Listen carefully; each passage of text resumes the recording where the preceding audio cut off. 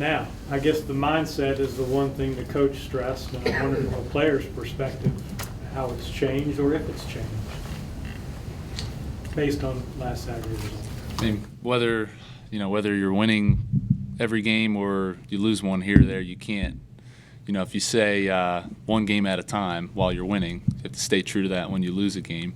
So it's always important to review the mistakes and kind of figure out how you got beat, where you got beat, and correct it. But Coach Rocco and Coach Garrett have stressed there's no reason to think, no matter how bad it was, there's no reason to keep thinking about it. Just put it behind you and move on to the next one and concentrate on being at your best in the next game.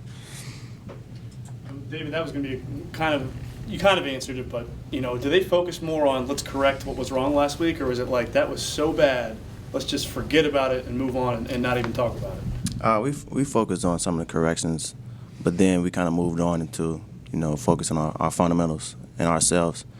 And we didn't have that last week, as you can see by the score.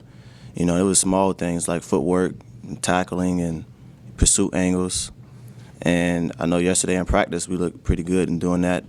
And I know the defense is definitely committed in bouncing back, and I know the offense is as well. And kind of just putting that behind us. Coach said yesterday's practice stood out because it was spirited, and sometimes practices usually come and go. But to you guys, from your point of view, what was more spirited or what was different about yesterday's practice? We went back to the basics. Like I said, we were communicating well on defense, talking, letting each other know what we're playing, flying around, just the small things, taking good angles, thudding up a little bit. And we didn't do that too much last week in practice, even though we had a good week of practice, but we just weren't doing the small things. And that kind of was showing up in Norfolk State game as well, defensively. And it kind of just broke loose last week, and we kind of just had to go back to that.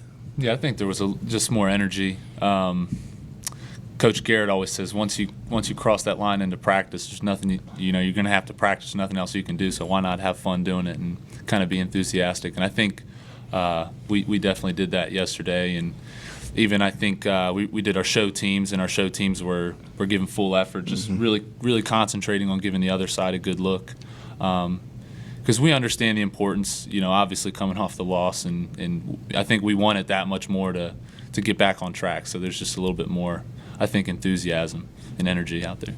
Coach mentioned ignoring the static, as he called it. Is it hard to do when you get off to the start that you guys have and people are, maybe have expectations that you don't share? Is it difficult for you guys? Well, I don't think it's difficult in the standpoint of getting caught up and losing focus. I think I've said it a few times. I think if we had such a young group of guys that had never been in that position before, but we've been successful before. We've been able to handle that. So I think more so just coming ready to play and showing up. I mean, I don't think every game we come with the same focus and the same intensity. It just, to me, my standpoint, I think it comes down to execution, and that's always what football comes down to, is which side executes better. And I don't think the noise necessarily makes you execute any less than we would have. We just didn't play a good game, and I think it's as simple as that. I know that we were talking about what a great season this has potential to be. I'm sure it's all over a lot of different media, but I was surprised to hear that Coach Rocco himself is getting text messages about Frisco after 2 games. To what extent was that true for you guys, that people were contacting you personally going like, man, y'all are going to the national championship, kind of filling your heads? I personally didn't get any text messages like that, but I did have people in my ear saying you guys can go far, talking about North Dakota State a lot. And I'm like, we got a game this week against Stony Brook. Why are you talking about North Dakota State, But as far as going to the championship, I haven't really got any text messages like that so far. Yeah, I mean, I didn't really get any specific texts in regards to that. Similar to him, I mean, just kind of people saying how good we were and that sort of thing. I think it kind of humbled us, but no doubt. I think the key is when you hear all that noise about how good you're doing is just to not worry about the future and just, again, worry about the next opponent. Because if you just handle it week by week, everything will take care of itself. And I think kind of takes a little bit of pressure off us now that we lost one. There's not that target on our back. I mean, there still will be, and obviously Colgate's going to give us play a heck of a game. I have no doubt about that. But I think when you're the number 2 team in the country, and every team is going to go in there flying around thinking this is the team to beat. This will be huge for our season. So from that aspect, maybe it helps, but we got that loss out of the way early. I'm glad we got it out of the way. So now we're just pressing on to the next week. How difficult is it to win at New Hampshire and James Madison, and the fact that Colgate was able to do it last year in a playoff setting?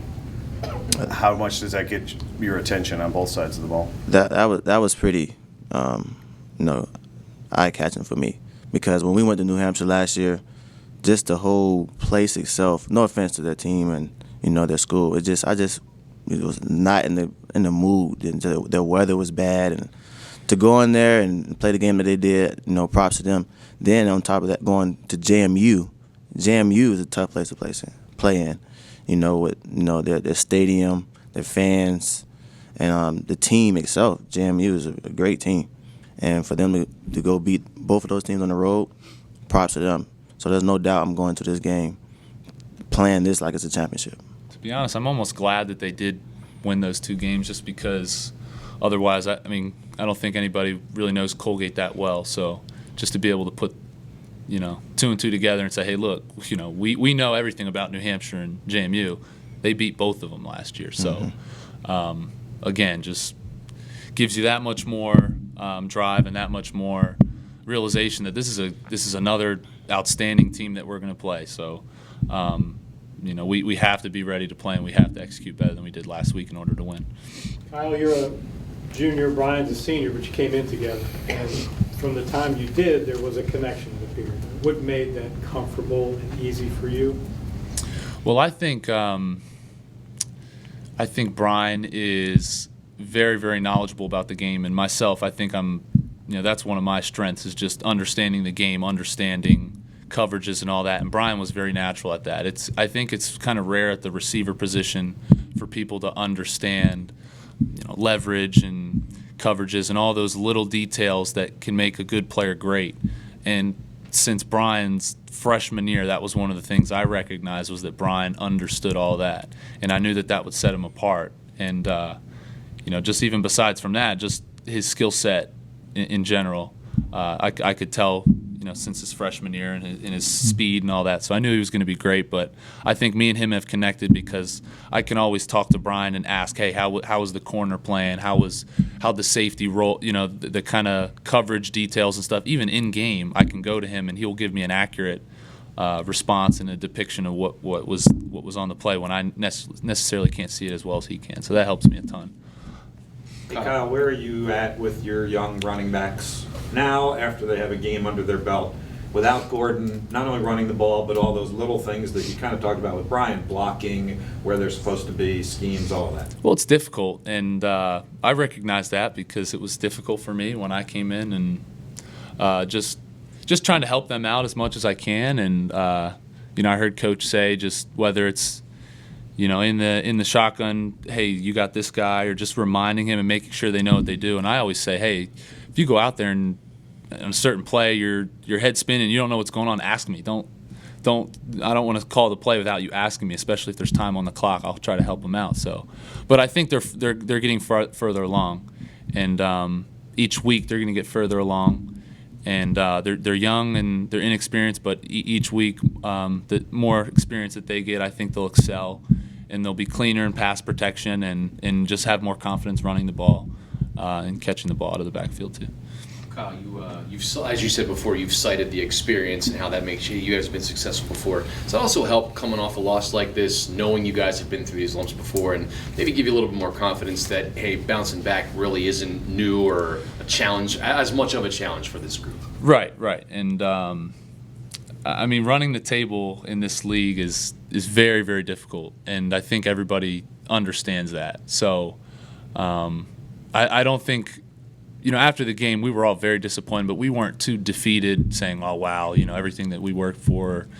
All of our goals are still out ahead of us, and we can still accomplish all those goals. So, like you said, last year we went on that big winning streak, and then we lost 2 in a row to 2 CAA teams, and then we came right back and played well at the end of the season and throughout the beginning of the playoffs. So I expect that to happen with this group of guys, and we're excited. Whenever you lose a game, you're just excited to get to the next one. Believe me, this is going to be the slowest week of preparation because we just want to, get to the next game and be able to flush that out and not worry about that. Once you get past, I think after the Colgate game, it's going to be a thought of the past and nobody's going to talk about it anymore. Nobody wants to hear about how bad we played or all that. So we're just excited to get to Saturday.